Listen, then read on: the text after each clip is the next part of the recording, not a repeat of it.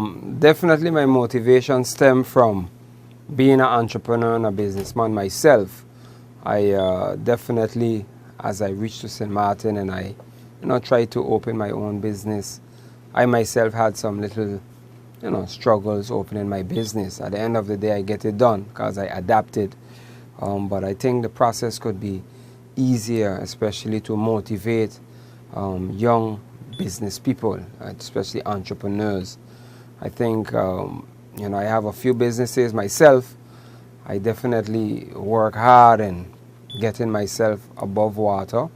And now I would definitely like to, extend my knowledge to small businesses in the arena, especially those that are maybe they're operating already and need that little coaching or operating or need that guidance as where to go.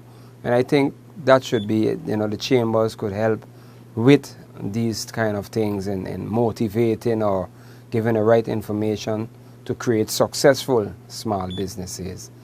That's one of my motivations for going into this election to represent small businesses on the board of directors from the chamber.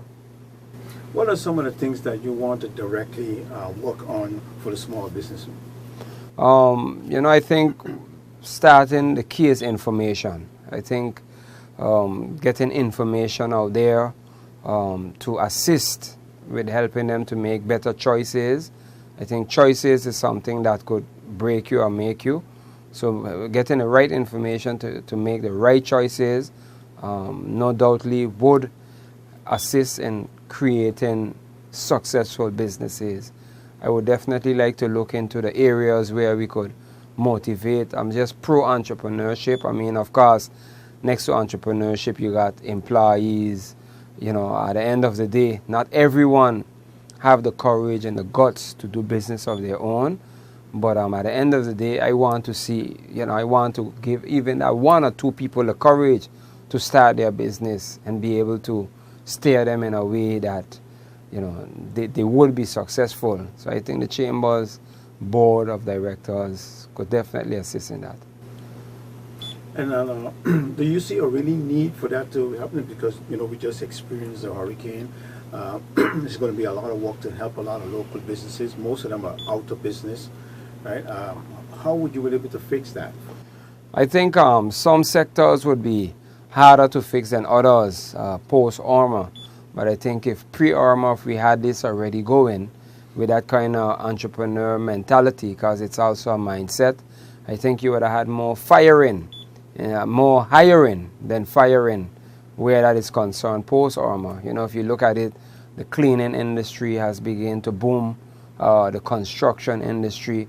On the other hand, the hotels, a lot of electronic stores, most of them are opening again, have led to certain damages. So I think where those that are active right now, you could get them rolling, because I think after when the demand falls, the question is, what are you going to do next for those that have gotten opportunity, because this disaster has, crippled a lot, but also has brought opportunities forward for those that didn't have none pre-Irma. Now, how are you going to get your message out? Are you going to approach the small business people or call them in a town hall meeting to explain what your plans and where can you strengthen them so they could survive among the big guns that we have on the island? For sure, getting together with the business owners is definitely number 2 on the list. Number 1 is learning the rules of engagement on the board of directors, learning how it works, and figuring out what the do's and the don'ts, because I don't want to go there and look like a fool and make a fool of myself and trying to make all kind of promises and making all kind of talking all kind of stuff that maybe is not possible. So for me, the first thing is to learn how it goes, learn my colleagues, deal with the team, and come up with good ideas as a team, because I say teamwork makes the dream work. I can't do it myself. That's why it's a board of directors. So together, we have to come with plans and ideas. And once we come with them, and I know how it's work and what I can't and can do, then I'm going to hit the ground running. I have a lot of ideas, but I guess everything has to be set in a specific way to represent the chambers as a member of the board. Now, you know that there are some locals that also just go by the government to get documents to open a business, and it takes them very long to get it open. I don't know much for the Chamber of Commerce, but I mostly hear a lot of complaint about on the governance section side. But would you be able to assist those people to able to get through with a license for them to able to operate?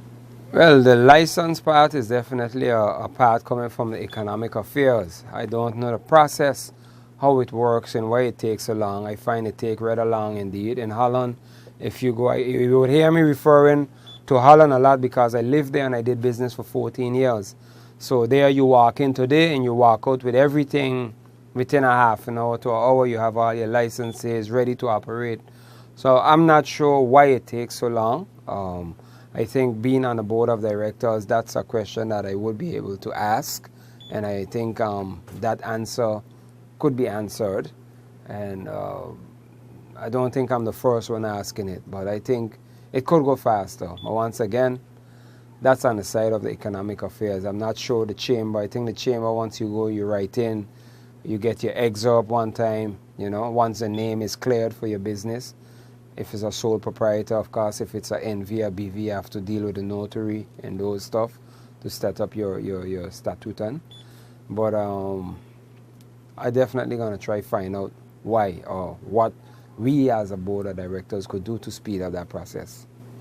Any plans in your to have like cinemas that people could able to come and learn how to open a business and what all does it takes to run a business? That's anywhere in your plan?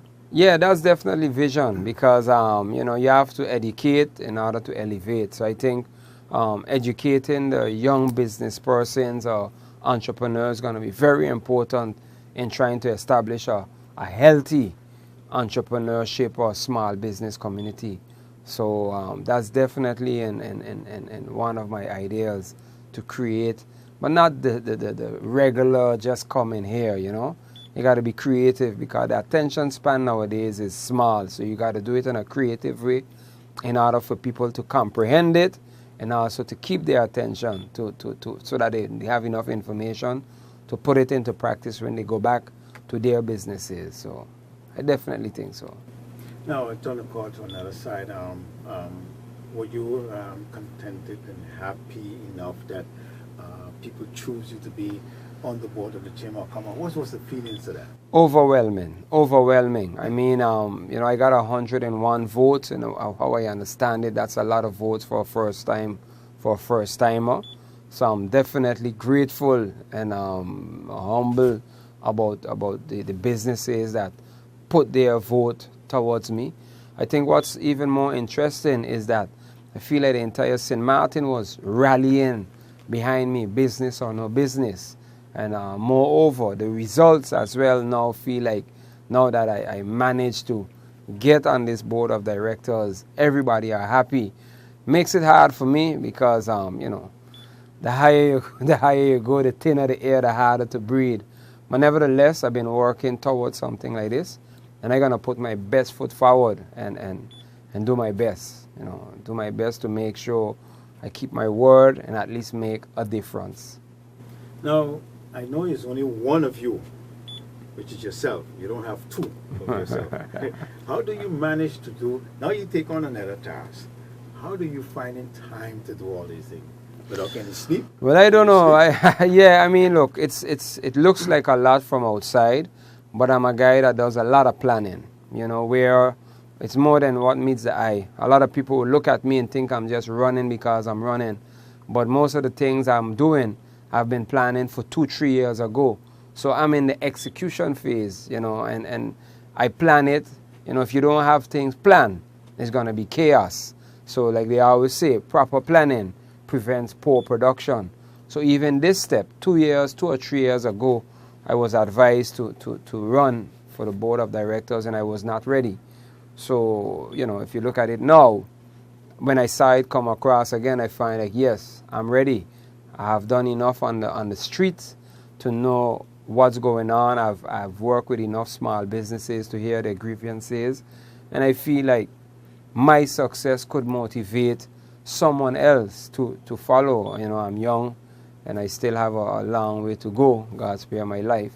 So it's not as busy as you think. Of course, it's busier than the average Joe, but everything is still programmed.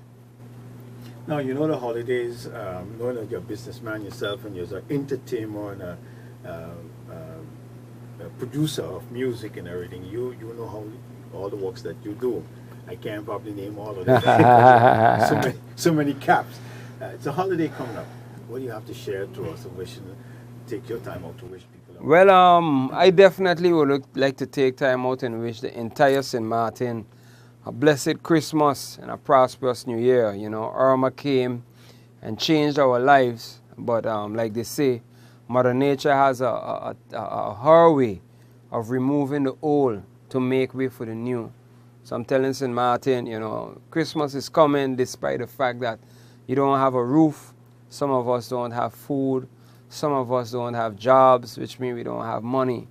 But there's one thing we have to give thanks for is for life, because the fact that we have life means that we are able to wake up tomorrow.